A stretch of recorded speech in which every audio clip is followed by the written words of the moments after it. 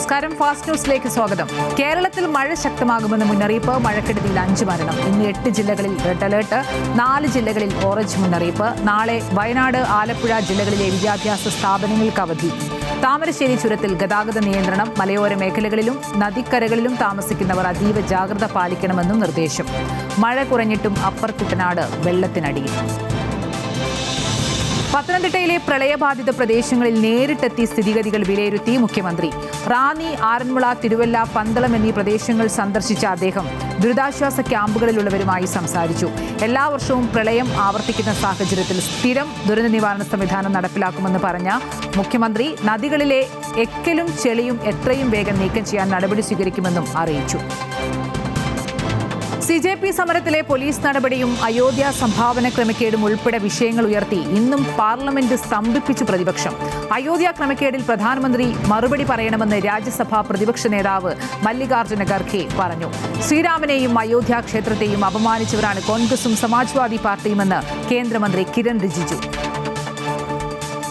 സ്ത്രീകൾക്കെതിരെ വിവാദ പരാമർശവുമായി ഗതാഗത മന്ത്രി CP ജോൺ. പൈസയില്ലാത്ത ട്രാൻസ്പോർട്ട് ബസ്സിൽ സ്ത്രീകൾ തള്ളിക്കയറുന്നു. കേരളത്തിലെ ജനങ്ങളുടെ പെരുമാറ്റം അതിശയിപ്പിക്കുന്നുവെന്നും മന്ത്രി പാലക്കാട് വ്യക്തമാക്കി. എന്നാൽ താൻ തെറ്റായി ഒന്നും പറഞ്ഞിട്ടില്ലെന്നും സ്ത്രീകളുടെ ദരിദ്രാവസ്ഥ പറയുകയാണുണ്ടായതെന്നും മന്ത്രി വിശദീകരിച്ചു. അതേസമയം പരാമർശത്തിനെതിരെ പ്രതിപക്ഷ വനിതാ സംഘടനകൾ രംഗത്തെത്തി. ഇറാൻ US സമാധാന ചർച്ചകളുടെ സാധ്യതകൾ കാറ്റിൽ പറത്തി ഹോർമൂസ് കടലിടുക്കിൽ വീണ്ടും വാണിജ്യ കപ്പലിന് നേരെ ആക്രമണം. ഒന്നുകിൽ കരാറിലെത്തുക, അല്ലെങ്കിൽ പൂർണ്ണമായും കീഴടങ്ങുക എന്ന് US പ്രസിഡന്റ് അന്ത്യശാസനം മുഴക്കി 24 മണിക്കൂർ പിന്നിടും മുമ്പാണ് ഒമാൻ തീരത്തിന് സമീപം ആക്രമണമുണ്ടായത്. കരാറിലെത്താൻ ഇറാന് ലഭിക്കുന്ന അവസരമാണ് ഇപ്പോൾ നടക്കുന്ന ചർച്ചകളെന്ന് തിങ്കളാഴ്ച ട്രംപ് വ്യക്തമാക്കിയെങ്കിലും അത്തരത്തിൽ ചർച്ചകൾ നടക്കുന്നില്ലെന്നാണ് ഇറാന്റെ വെളിപ്പെടുത്തൽ. എഥനോൾ പെട്രോളിനെതിരെ പ്രധാനമന്ത്രി നരേന്ദ്രമോദിയുടെ വസതിയിലേക്ക് ആം ആദ്മി പാർട്ടി മാർച്ച് നടത്തി. അരവിന്ദ് കെജ്രിവാളിന്റെ നേതൃത്വത്തിൽ നടന്ന പ്രകടനം ഫിറോസ് ഷാ റോഡിൽ വെച്ച് സുരക്ഷാ സേന തടഞ്ഞു.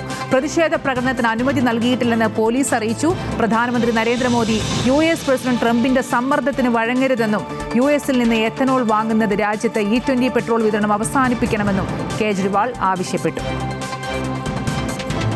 PSCക്ക് വിവരാവകാശ കമ്മീഷൻ വീണ്ടും നോട്ടീസ് നൽകി. ആസൂത്രണ ബോർഡ് പരീക്ഷയിലെ ഉത്തരസൂചിക ഉദ്യോഗാർത്ഥികൾക്ക് നൽകാത്തതിലാണ് നടപടി. വിവരാവകാശ കമ്മീഷന്റെ ഉത്തരവ് നടപ്പാക്കാത്ത PSC നടപടിക്കെതിരെ ഉദ്യോഗാർത്ഥികൾ പരാതി നൽകിയിരുന്നു. കാസർഗോഡ് റീസർവേയുമായി ബന്ധപ്പെട്ട് പ്രവർത്തിച്ചിരുന്ന കരാർ ജീവനക്കാരെ ശമ്പളം നൽകാതെ പിരിച്ചുവിട്ട് സർക്കാർ. 4 മാസത്തെ ശമ്പളം നൽകാതെ 200ഓളം കരാർ ജീവനക്കാരെയാണ് പിരിച്ചുവിട്ടത്. കുടിശ്ശിക നൽകുന്നത് സംബന്ധിച്ച് ഇപ്പോൾ ബന്ധപ്പെട്ടവരിൽ നിന്ന് യാതൊരു മറുപടിയുമില്ല. ജീവനക്കാർ കൂട്ടമായി പരാതി നൽകാൻ ജില്ലാ കളക്ടർക്ക് മുന്നിലെത്തി.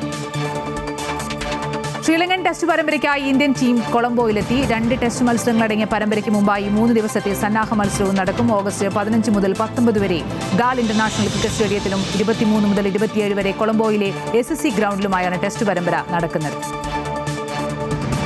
ഫാസ്റ്റ് ന്യൂസ് പൂർണ്ണമാകുന്നു. നമസ്കാരം.